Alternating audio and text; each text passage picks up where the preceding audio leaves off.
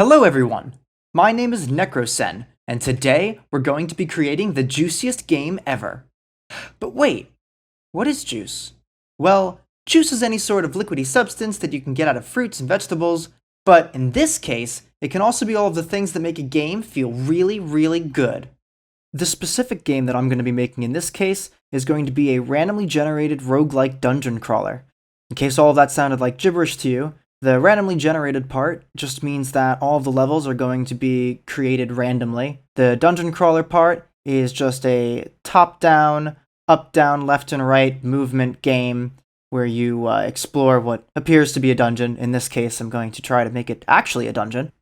And roguelike just means that basically death in this game is permanent. So you'll be getting upgrades as you go, but if for whatever reason things don't work out so well, you'll be restarting. But don't worry. It'll be fun. First up is art assets. It's really hard to make a game juicy if you don't have a coherent art style.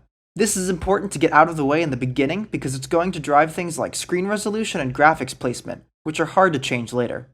Unfortunately, I suck at art, but unfortunately, some very generous aspiring artists post free art packs online that I can use. This one looks pretty good. I'm sorry, random artist I found on the internet. When I make $1 in this video, it's all yours. But right now I'm broke. Check out their art in the description. So the basic idea is I want to just plop down a bunch of random squares in the game. And then those squares will be the area that the player can actually play in. And so it's going to be like just square-based, random generation, and then the player can just walk around in here, and that'll be that. Alright, let's go. We got a square. Oh, what? You want to see more? You're greedy. There, happy? Now we just need to make the area open for the player to be able to explore, instead of just a bunch of overlapping walls. We don't want there to be any closed-off sections that the player can't reach. No, that'd be terrible. I could genuinely watch this generate all day.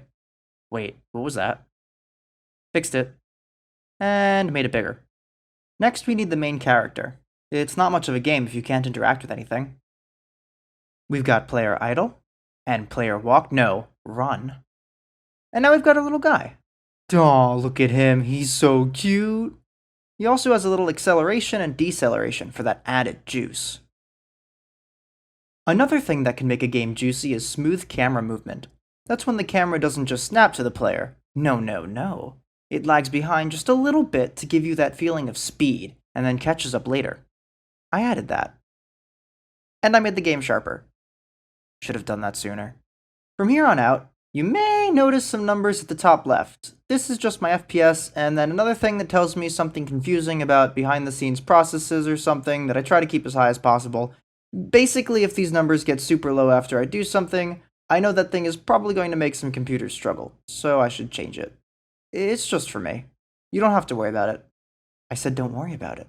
Stop looking. It's not for you. I don't know about you, but these blue squares are not juicy to me. I think it's time to add in the wall and floor tiles. Perfect. Don't worry about that.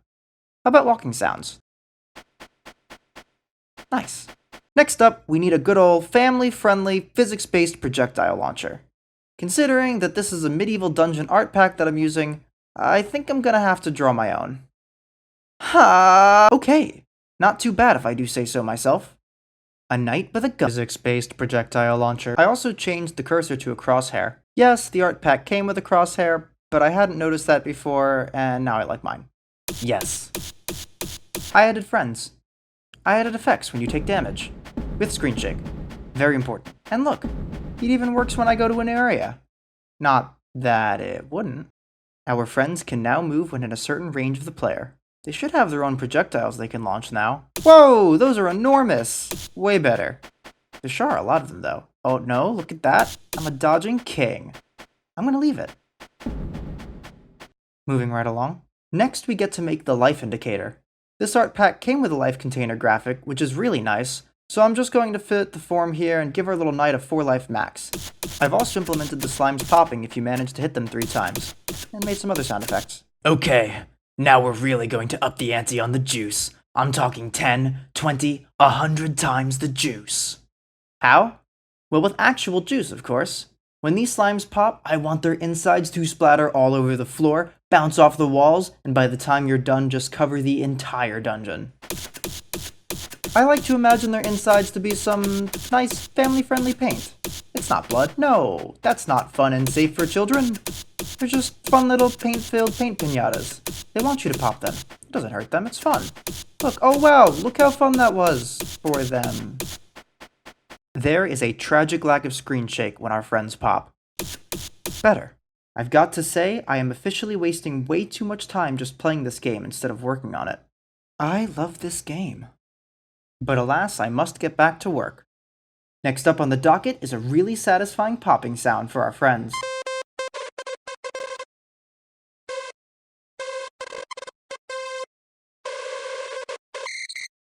This is really starting to come together. Oh, and I made the fire rate a little bit faster. Fantastic. We've got an animation for when the player pops. Also super fun. I would now like to share with you my personal philosophy. I am a strong believer in juice by contrast. Right now, this game is already pretty juicy, but we can play a psychological game on the player. We're going to trick the player. By starting the player out with a slow, inaccurate, physics-based projectile launcher, we can lead the player's expectations and get them used to how the game feels. That way, later, when we give the player a better fire rate and homing, the game will just feel that much better relatively. That's right, it's time for an upgrade menu. This is why I can't be trusted with art assets. But I think this works well enough. So we have 5 different upgrade paths. My plan is that every time the player finishes a level, they will get 3 random upgrades to choose from out of these 5. Faster fire rate, launch multiple projectiles at a time, accelerate and decelerate faster, your projectiles will home in on slimes, and you can run faster. That will just add a bit of variation to each run while still feeling good as you progress.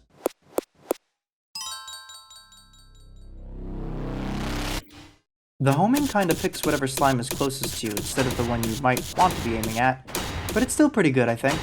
And then there's level 2 homing. Some extra random background things on the floor and walls will spice up the environment and give the player more to look at. Plus they came with the art pack, so might as well use them. I also stuck a thing at the top that tells you how many What? Enemies? That can't be right. Next up I added goblins with slight homing projectiles. These guys take 10 hits and actively follow you. Ooh, this is kinda getting scary. No, please. And then these little 10 health eyeball bats that fly through walls and launch projectiles with better homing. 3 of them. Added a level indicator at the top. Added hearts so you can restore your health. And now it's finally time to make the main menu. I hate making game menus, but there's nothing more jarring than loading up a game and being instantly thrown into the middle of a level. Plus, we definitely need volume options. Though I also make F4 toggle full screen mode, and F6 and F7 lower and raise the master volume as hotkeys in the vast majority of my games. You can now hold escape to return to the main menu, and the game over screen will now have a menu button.